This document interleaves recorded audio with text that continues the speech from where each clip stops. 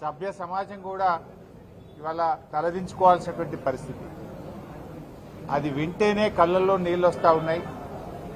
మరి అనుభవించినటువంటి వాళ్లకు ఆ కుటుంబానికి ఎంత దుఃఖం ఉంటుందో ఒక్కసారి మన గుండె మీద చేసుకొని ఆలోచిస్తే మనకు తెలిసి వస్తుంది. దీన్ని ప్రతి ఒక్కరూ కూడా ఖండించాల్సిన అవసరం ఉంది. ఇటువంటి సంఘటనలు పునరావృతం కాకుండా ప్రభుత్వము, సమాజము అందరూ కూడా ఆలోచించాల్సినటువంటి అవసరం ఎంతైనా ఉంది. 12 ఏళ్ల అమ్మాయి, పాపం స్కూలుకు వెళ్లే అమ్మాయి, కనీసం అభం శుభం తెలియని అమ్మాయి, ఉక్కుపచ్చలారని అమ్మాయి, అలాంటి అమ్మాయి మీద ఇలాంటి సంఘటనలు జరిగితే అసలు మనం ఎక్కడున్నాము, మనం ఎటు పోతున్నాము అని ఎంతో బాధ కలుగుతా ఉంది.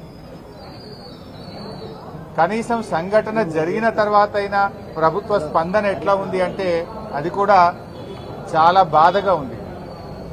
ప్రభుత్వం అసలు ఒక రాష్ట్రము, ఒక ప్రభుత్వము 12 ఏళ్ల అమ్మాయి మీద ఇటువంటి సంఘటన జరిగితే ప్రభుత్వం స్పందించాల్సిన తీరు ఇదేనా అని నేను అడుగుతా ఉన్నా.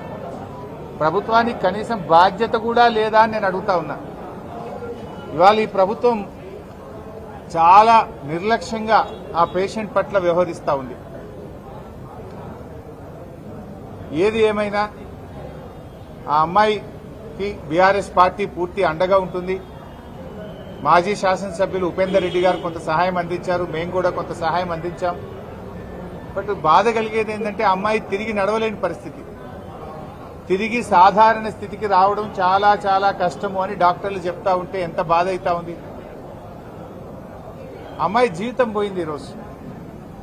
ఇటువంటిది మళ్లీ పునరావృతం కాకుండా సునీతా లక్ష్మారెడ్డి గారు చెప్పినట్టుగా ఫాస్ట్ ట్రాక్ కోర్టు పెట్టి అటువంటి వ్యక్తులను ఉరిదీయాల్సిన అవసరం ఉంది. ఇలాంటి తప్పులు మళ్లీ ఎవడన్నా చేయాలంటే భయపడాల్సిన పరిస్థితి రావాలి.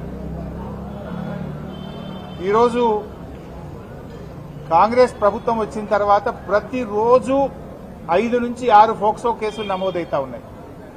రాష్ట్రంలో, తెలంగాణ రాష్ట్రంలో రోజుకు 5-6 చోట్ల మైనర్ అమ్మాయిల మీద, చిన్న పిల్లల మీద అత్యాచారాలు జరుగుతూ ఉన్నాయి. నిన్నగాక మొన్న వికారాబాద్ జిల్లా యాలాల్ మండలంలో ఒక అమ్మాయి సెల్ ఫోన్ ఛార్జర్ తీసుకోవడానికి లోపలికి వెళ్తే ఆ అమ్మాయి మీద అత్యాచారం జరిగింది.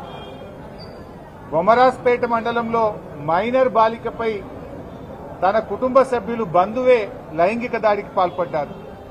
వికారాబాద్ జిల్లా బషీరాబాద్ మండలంలో జీవంగి గ్రామంలో మైనర్ బాలికపై లైంగిక దాడికి పాల్పడ్డారు. వికారాబాద్ జిల్లా మోమిన్పేట పోలీస్ స్టేషన్లో ఒక ఆటో డ్రైవర్ మైనర్ అమ్మాయి మీద లైంగిక దాడికి పాల్పడ్డారు. మొన్న నిర్మల్ పోలీస్ స్టేషన్లో 6 సంవత్సరాల అమ్మాయి మీద లైంగిక దాడికి పాల్పడి, ఇవన్నీ కూడా ఈ నెలలో జరిగినాయి చెప్తున్నాను. అంటే ప్రతిరోజు ఈ రాష్ట్రంలో 5-6 చోట్ల చిన్న పిల్లల మీద లైంగిక దాడులు జరుగుతూ ఉన్నాయి. అంటే ప్రభుత్వం ఏం చేస్తూ ఉంది అని నేను అడుగుతా ఉన్నా. ఈరోజు ముఖ్యంగా ఈ రాష్ట్రంలో కాంగ్రెస్ ప్రభుత్వం వచ్చిన తర్వాత ఈ చిన్నపిల్లల మీద లైంగిక దాడులు విపరీతంగా పెరిగిపోయినాయి. 2024 సంవత్సరంలో 2200 మంది చిన్నపిల్లల మీద పోక్సో కేసులు నమోదైనాయి, లైంగిక దాడులు జరిగినాయి. 2025 సంవత్సరంలో ప్రభుత్వం కనీసం చర్యలు తీసుకుంటే తగ్గలే. 2025లో 2400 మంది చిన్నపిల్లల మీద అత్యాచారాలు జరిగినాయి. అంటే ఈ ప్రభుత్వం అసలు పట్టించుకోవడం లేదు. ప్రతి సంవత్సరం పోక్సో కేసులు పెరుగుతూ ఉన్నాయి. ఇది నేను చెప్తున్న లెక్క కాదు, అఫీషియల్ డాటా. ఎన్సీఆర్బీ డాటా ప్రకారంగానే తెలంగాణ రాష్ట్రంలో రోజు రోజుకు చిన్నపిల్లల మీద అత్యాచారాలు పెరుగుతూ ఉన్నాయి. సంవత్సరానికి కేసులు పెరుగుతూ ఉన్నాయి. అంటే ఈ ప్రభుత్వం పట్టించుకోవడం లేదు. ఆనాడు కేసీఆర్ గారు ప్రత్యేకంగా మహిళల కోసం ఒక అడిషనల్ డీజీ ర్యాంకులో ఉమెన్ వింగ్ ను పెట్టి, షీ టీమ్స్ ను పెట్టి అనేక చర్యలు తీసుకున్నారు.